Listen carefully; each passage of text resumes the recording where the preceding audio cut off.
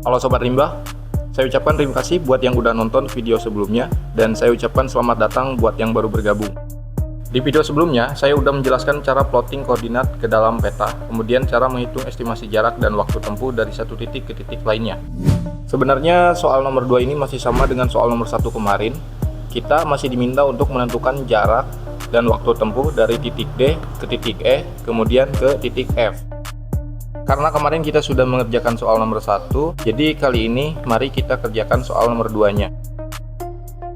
Buat yang udah nonton video sebelumnya mungkin udah tahu ya, sebelum mengerjakan soal, langkah pertama yang kita lakukan adalah orientasi peta yang kita gunakan terlebih dahulu. Kita masih menggunakan peta yang sama, yaitu peta gunung merbabu dengan perbandingan skala 1:25.000, panjang karpak 3,7 cm, dan perbesaran gikat tasbah dengan interval waktu 30 detik. Seperti sebelumnya, untuk mendapatkan estimasi jarak dan waktu tempuh antar titik ini, yang perlu kita lakukan adalah plotting koordinat setiap titiknya ke dalam peta yang kita gunakan. Oke, yang pertama kita cari jarak untuk plotting titik D terlebih dahulu, masih dengan rumus yang sama, detik koordinat dibagi interval waktu dikali panjang karpak. Kita lihat untuk titik D ini berada di 07 derajat 26 menit 14 detik lintang selatan dan 110 derajat 26 menit 21 bujur timur. Kita hitung lintang selatannya dulu. Untuk detiknya adalah 14 detik, jadi tinggal kita hitung saja 14 detik dibagi interval karpak 30 detik dan dikali panjang karpak 3,7 cm, maka hasilnya adalah 1,72 cm. Kita tulis 1,7 cm saja.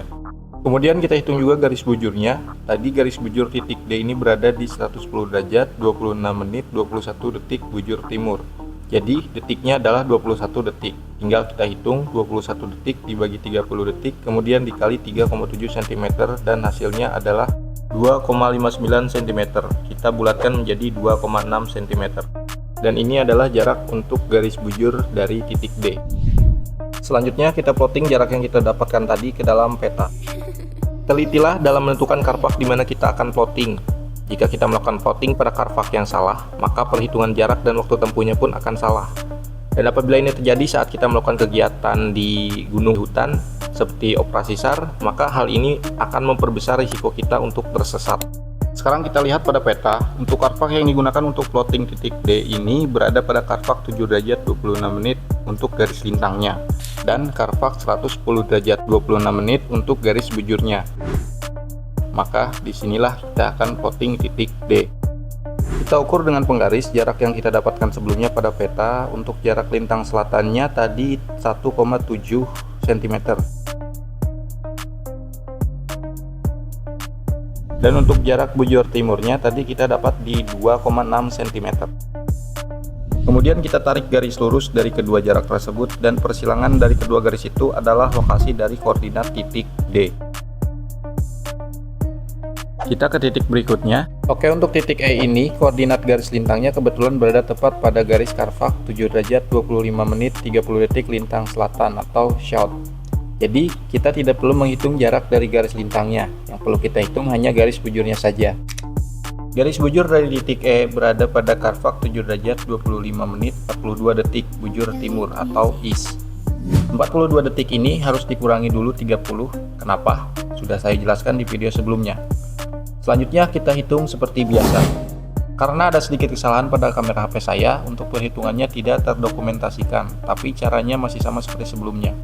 Dan di sini saya mendapatkan jarak 1,5 cm untuk garis bujurnya, dan mari kita plotting pada peta.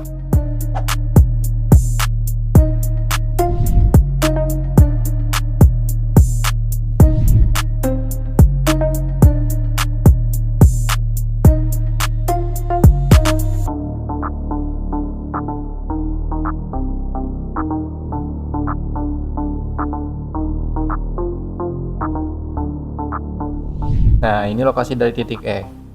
Penampilan pada petanya akan jadi seperti ini ya, jika koordinatnya berada tepat pada garis karpak. Kasus yang sama juga ada pada titik F, tapi kali ini pada garis bujurnya, dan yang perlu ditentukan adalah jarak untuk garis lintangnya. Detik pada garis lintang titik F ini adalah 2 detik, jadi bisa langsung kita hitung saja. 2 detik dibagi 30 kali 3,7 hasilnya 0,24. Tapi kita tulis di sini 0,2 cm saja. Sekarang tinggal kita plotting pada peta.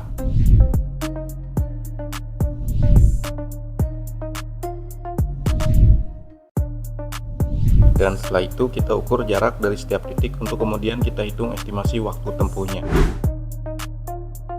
Jarak pada peta dari titik D ke titik E ini adalah 7,3 cm.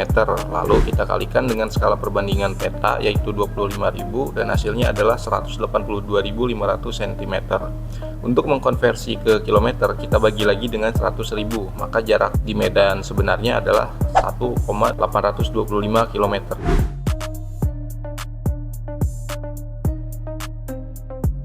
Kemudian kita ukur juga jarak peta dari titik E ke titik F. Di sini saya mendapatkan angka 4,2 cm.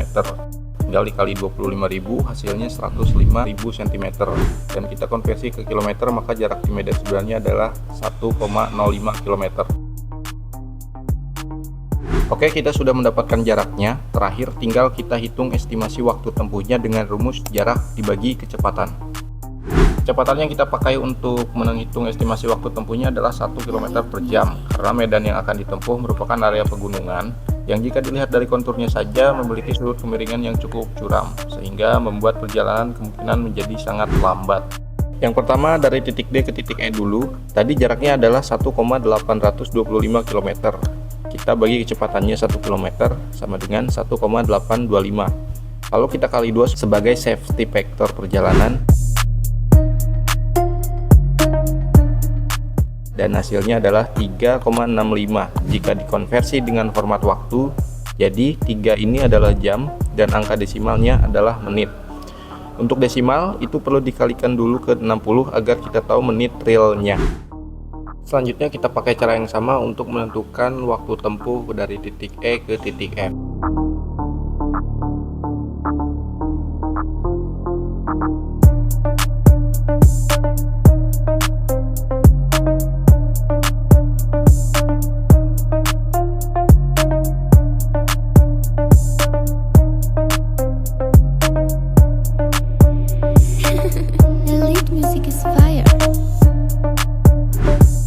Yang terakhir, kita tinggal jumlahkan waktu tempuh dari titik D ke titik E dan dari titik E ke titik F.